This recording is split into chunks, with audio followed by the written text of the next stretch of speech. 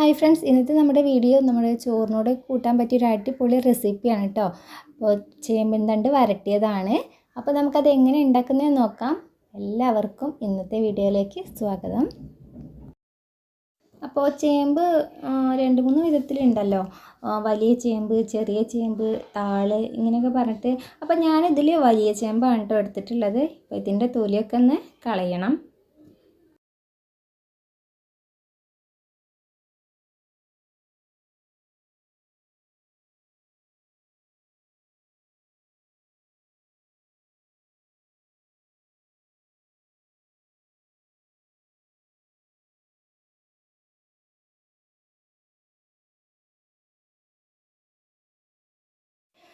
അപ്പോൾ ഇതിൻ്റെ തൊലിയൊക്കെ കളഞ്ഞിട്ടുണ്ട്. ഇനി ഇത് നമുക്ക് നീളത്തിൽ വലിയ കട്ടിയില്ലാതെ തന്നെ നീളത്തിൽ മുറിച്ചെടുക്കാം.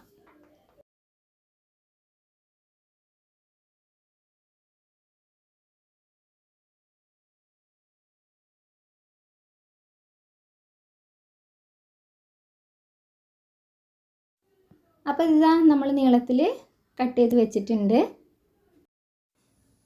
ഇനി ഇതിലേക്ക് ആവശ്യമായിട്ടുള്ള സാധനങ്ങൾ, ഒരു വലിയ ഉള്ളിയാണ് ഞാൻ എടുത്തിട്ടുള്ളത്, അത് ചെറുതായി അരിഞ്ഞു വെച്ചിട്ടുണ്ട്. പിന്നെ 3 പച്ചമുളക് നടുകെ കീറി. ഇനി ഒരു തക്കാളിയാണ് എടുത്തിട്ടുള്ളത്, ചെറിയ ഒരു തക്കാളിയാണ് എടുത്തിട്ടുള്ളത്. പിന്നെ ഇഞ്ചി വെളുത്തുള്ളി ചതച്ചതും കറിവേപ്പിലയും. ഇനി ഒരു പാൻ അടുപ്പത്ത് വെച്ചിട്ടുണ്ട്. അത് നന്നായി ചൂടായതിനു ശേഷം നമുക്കിതിലേക്ക് വെളിച്ചെണ്ണ ഒഴിച്ച് കൊടുക്കാം. ഇതിലേക്ക് ഇതാ ഇത്രയും ഉലുവയാണ് ഞാൻ ഇട്ട് കൊടുക്കുന്നത്. ഉലുവയോ അല്ലെങ്കിൽ ഉലുവ പൊടിയോ ചേർത്ത് കൊടുക്കാം കേട്ടോ.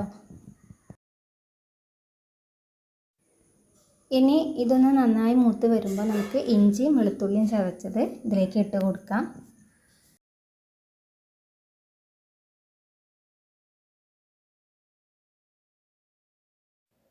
ഇനി ഇതിലേക്ക് വലിയ ഉള്ളി അരിഞ്ഞത് കൂടെ ഇട്ട് കൊടുക്കുന്നുണ്ട്. ഇത് നമുക്ക് നന്നായിട്ടൊന്ന് വഴറ്റിയെടുക്കാം. ഇനി ഇതിലേക്ക് ആവശ്യത്തിനുള്ള ഉപ്പ് കൂടെ ഇട്ട് കൊടുക്കുന്നുണ്ട്.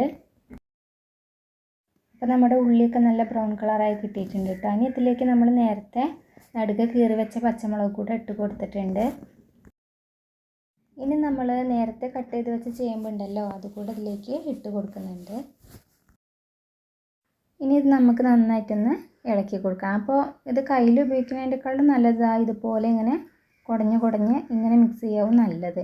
അപ്പോൾ പെട്ടെന്ന് തന്നെ ഉള്ളിയും പിന്നെ അതിലെ എണ്ണയും എല്ലാം പെട്ടെന്ന് തന്നെ മിക്സായി കിട്ടും കേട്ടോ. ഇനി ഇത് നമുക്ക് അടച്ച് വെച്ച് വേവിക്കാം. അപ്പോൾ ഇതിലിപ്പോൾ വെള്ളമൊന്നും ഒഴിച്ച് കൊടുക്കണ്ട, ഇത് ഈ എണ്ണയിൽ കിടന്നിട്ട് തന്നെ വേവട്ടെ. ഇനി നമുക്ക് ഇടയ്ക്കിടയ്ക്ക് തുറന്ന് ഇളക്കി കൊടുക്കാം കേട്ടോ.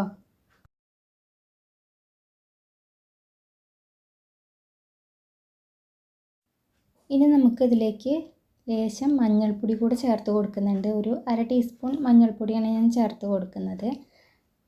ഇനി നമുക്ക് വീണ്ടും ഒന്ന് ഇളക്കി കൊടുത്തതിന് ശേഷം അടച്ച് വയ്ക്കാം.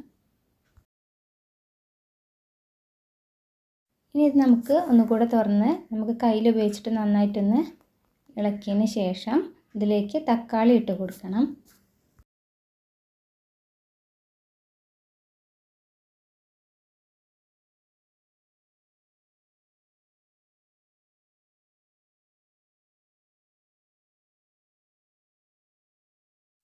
ഇനി ഇതിലേക്ക് വലിയ ജീരകം ചതച്ചത് കൂടെ അതിലേക്ക് ഇട്ട് കൊടുക്കുകയാണ്.